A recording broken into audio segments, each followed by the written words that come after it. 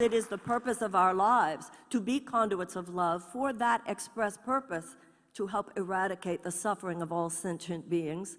So we must remember that our collective behavior is simply the expression of that same impulse within the human heart.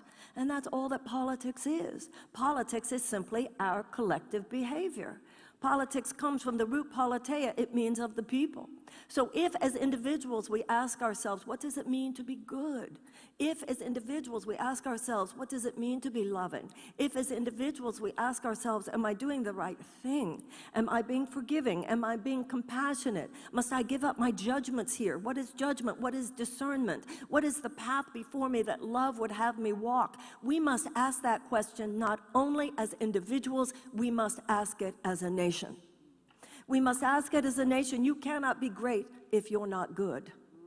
And every citizen of this country is like an immune cell. Every citizen must ask that for our country.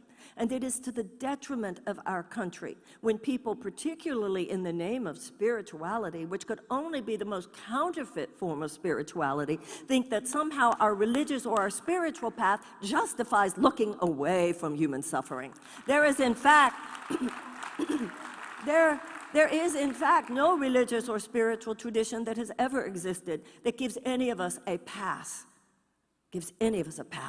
from looking straight into human suffering and our task to eradicate it in whatever way possible. In the history of the United States, it's important to remember the role that the great religious and spiritual traditions have played in the path of social justice. Abolition didn't arise from people within our government saying, let's eradicate slavery. No, it did not. It arose from the early evangelicals and Quakers. It was the people rising up, people of conscience who rose up. They stepped in, and then the path of the government was to follow. And in the women's suffragette movement, many of the leaders of the women's suffragette movement were Quakers. The whole notion that there is an inner light within every man, woman, and child, which is the great equalizer. You must do more than believe that. You must stand on that mount. You must stand on that rock. If, in fact, all of us are equal in God's eyes, and if, in fact, our task on this earth is to make it on earth as it is in heaven, then slavery must not exist. Oppression of women must not exist. White nationalism must not exist. Segregation must not exist. Mass incarceration must not exist. Racial disparity in criminal sentencing must not exist. 13 million children in the richest country in the world must not exist. 100,000 homeless children must not exist. Economic injustice must not exist. The abdication of all moral leadership in this world on the part of the United States must not exist. The desecration of the earth must not exist.